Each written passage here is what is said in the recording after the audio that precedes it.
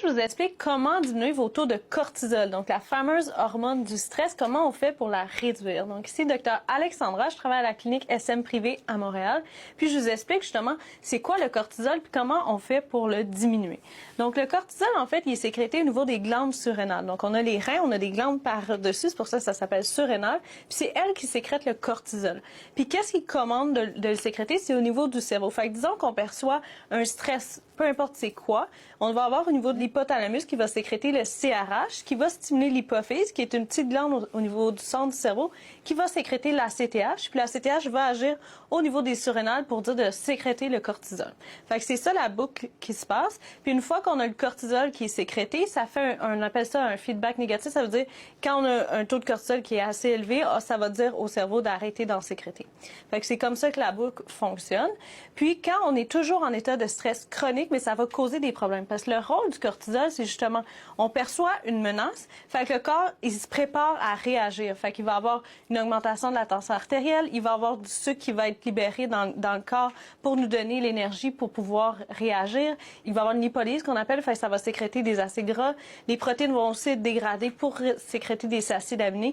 Donc, tout ce qu'on a besoin pour avoir de l'énergie, c'est ça que le cortisol va faire.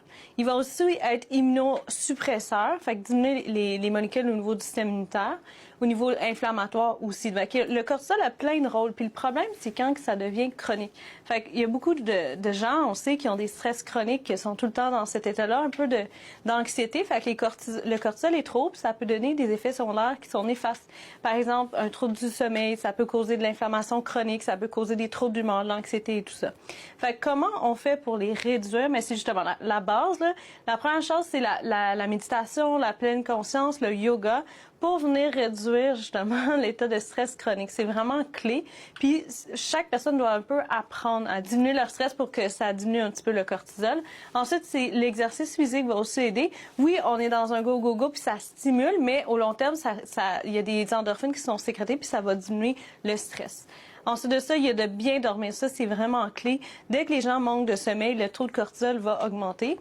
Puis, le cortisol, justement, il y a un cycle circadien. Il est à son maximum le matin, puis il est à son plus bas le soir. Fait que ça suit vraiment un cycle. Les autres choses que vous pouvez faire, c'est l'alimentation. Il y a différents aliments qui vont vous aider. Juste d'avoir une diète équilibrée va aider à réduire le stress. Puis il y a certains suppléments qui ont été montrés comme l'ashwagandha qui peut réduire aussi les taux de cortisol. Puis quand les taux sont trop élevés de manière chronique, là, on va donner des médicaments, mais c'est très rare qu'on se rend là. Donc voilà un petit peu comment faire. En gros, c'est vos habitudes de vie puis d'apprendre justement à gérer mieux le stress